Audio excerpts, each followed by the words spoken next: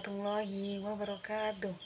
Perkenalkan, nama saya Dewi Konia dari Prodi Pendidikan Agama Islam semester 6. Yakni saya di sini akan sedikit mengulas tentang pembahasan ujian tengah semester saya yang mereview materi tentang perbandingan pendidikan. Sebelumnya saya akan menjelaskan apa sih perbandingan pendidikan dari pengertiannya sendiri, yakni perbandingan tentang sistem pendidikan beserta problematikanya di negara yang berbeda-beda.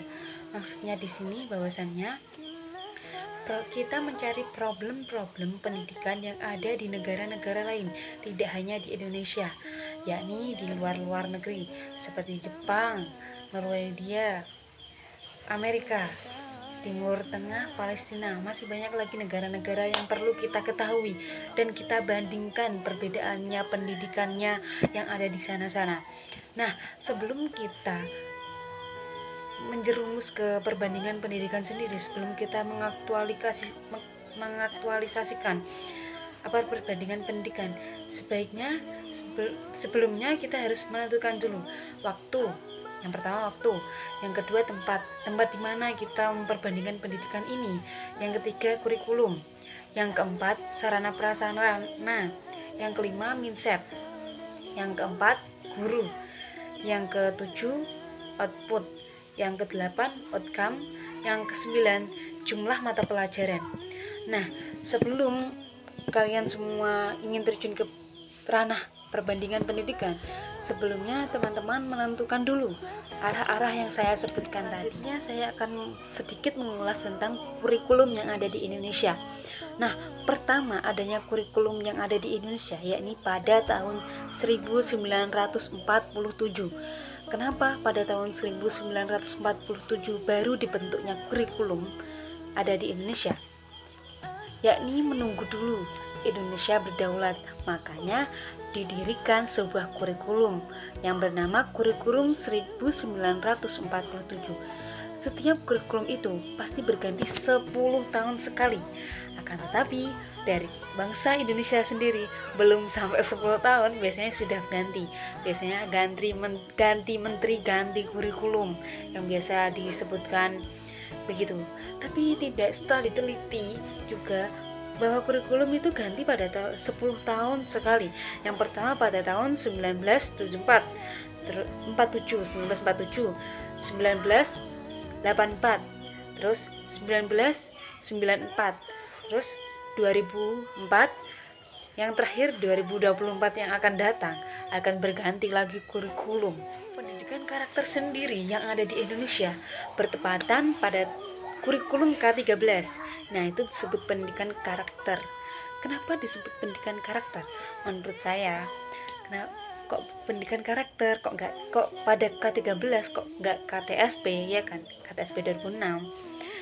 Karena dalam K13 itu ranah sosial media sangat gembur-gemburnya, sangat muncul-munculnya medsos. Dalam gembur-gemburnya medsos tersebut, itulah kehebatan kurikulum K13. Ini saya akan menyebutkan pendidikan negara, mata negara yang paling bagus, yakni negara Norwegia. Kenapa negara Norwegia paling bagus dalam mata pelajarannya? Karena di sana ditempuh sekolah hanya 10 tahun. Beda dengan Indonesia, bukan? Indonesia kita harus bersekolah SD selama 6 tahun. Terus SMP 3 tahun, SMA 3 tahun. Kalau di Norwegia hanya 10 tahun. Banyak juga penekanan dari pemerintah yang mata pelajarannya di negara masing-masing. Seperti yang pertama, Amerika Serikat. Amerika Serikat masih menggunakan metode atau mata pelajaran yang ditekankan oleh pemerintahnya. Yang pertama ilmu pengetahuan alam, IPA, matematika, bahasa Inggris, sastra, sama olahraga. Kalau Jepang, matematika, sains, bahasa, ilmu sosial, dan teknik. Timur Tengah sekarang, Timur Tengah ada Al-Quran, bahasa Arab, tafsir, fikih, hadis, nahwu sorof, ilmu alam, ilmu falak, kesastraan. Kalau di Indonesia ada ilmu pengetahuan alam, IPA, IPS, sastra, bahasa Jawa, muatan lokal, dan penjas orkes, jasmani dan rohani, dan masih banyak lainnya yang berada di negara Indonesia sendiri. Terlalu banyak ya kalau di negara Indonesia sendiri, karena tergantung pemerintahannya. Dalam pemerintahan itu ditekankan dengan bangsa Israel. Mengapa bangsa Israel memiliki julukan bangsa yang paling cerdas, bangsa yang paling pintar? Karena di sana ditekankan sejak kecil bahwasannya dia harus bisa belajar harus bisa menulis, membaca, dan pendidikan di sana itu wajar. Pendidikannya selalu ditekankan dengan pendidikan yang sekarang kita melanjutkan materi tentang talent dan interest. Apa itu talent? Talent yakni mencari bakat, sedangkan interest minat atau ketarikan. Nah, bisa diartikan tidak hanya minat atau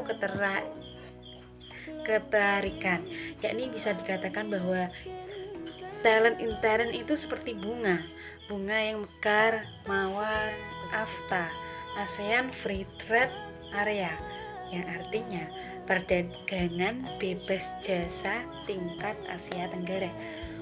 Dan jadi perdagangan tersebut bebas dengan jasa-jasa yang diinginkan oleh negara-negara tersebut. Mengapa juga bangsa Indonesia itu belum menuntaskan minat-minat atau interest yang dilakukan oleh pemerintah? Karena banyak juga bangsa Indonesia yang pola makannya belum teratur. Kalau di Jepang itu wajib makan ikan setengah matang. Ya, kalau di Indonesia, apakah mau seperti itu? Ada yang mau, ada yang tidak, tapi mayoritas. Biasanya orang Indonesia itu nggak mau kalau makan setengah matang. Biasanya kan itu kayak jijik gitu. Ya. Seperti contoh dalam berangkat haji, dalam kenaikan haji di Mekah, di Madinah. Kalau kita beribadah haji, perbedaan orang Indonesia sama orang Jepang. Orang Jepang kalau berangkat haji itu di sana untuk membersihkan tempat-tempat yang kotor, mengumpulkan sampah-sampah untuk dibuang ke tempatnya. Ya, kalau orang Indonesia biasanya itu bisa mayoritas itu kebanyakan yang selfie terus mengunggah ke sosial media masing-masing untuk menguntungkan bahwasannya dirinya udah melaksanakan ibadah haji atau umroh. Ada juga ayat-ayat tentang bekerja keras. Ada pada ayat Al-Jumu'ah ayat 10. Pada Quran surat Al-Jumu'ah ayat tentang independent learning. Apa sih independent learning itu? Yakni tingkat pembelajaran yang mandiri. Jadi kita seharusnya itu dituntut untuk mandiri, belajar mandiri. Akan tetapi kita masih membutuhkan orang lain untuk mempelajari apa yang kita belum tahu tentang pembelajaran tersebut. Nah, juga ada RBL, Research Based Learning. Apa sih Research Based Learning itu? Yakni pembelajaran berbasis riset. RBL sendiri kalau di negara Indonesia itu masih tingkatannya rendah, beda kalau ada di negara Jepang. Itu tadi ulasan dari review materi saya setelah sebelum UTS sampai UTS ini. Nah, soal yang kedua yakni tentang kurikulum yang saya inginkan itu kurikulum seperti apa? Ya, saya menginginkan kurikulum itu seperti KTSP 2006, KTSP yang dulu. Mengapa saya memilih itu? Karena pada KTSP tersebut, warga Indonesia itu belum terlalu menekankan atau mengetahui tentang adanya teknologi. Nah, dia itu bekerja keras untuk membaca buku, untuk mengetahui apa sih maksud dari pembelajaran ini. Dia itu keponya itu bukan dari internet atau Google, akan tapi dia mencari-cari di buku-bukunya, di buku-buku perpustakaan maupun di yang lain, bertanya kepada temannya. Dan etos kerjanya itu sangat bagus kalau di KTSP. Kalau dalam kurikulum sekarang, beda dalam kurikulum sekarang itu sedikit-sedikit mengandalkan alat teknologi. Nah itu kan juga tidak baik, tidak membuat otak itu kayak gimana ya, kayak belum menuntaskan dulu. Nah lebih baik, alangkah baiknya itu kalau saya menginginkan itu kembali ke masa lalu di kurikulum KTSP gitu tadi. Terima kasih, itu tadi ulasan dari saya. Bila ada kurang lebihnya mohon maaf yang sebesar-besarnya. Wabillahi taufiq wal hidayah, walidayah inayah. Wassalamualaikum warahmatullahi wabarakatuh.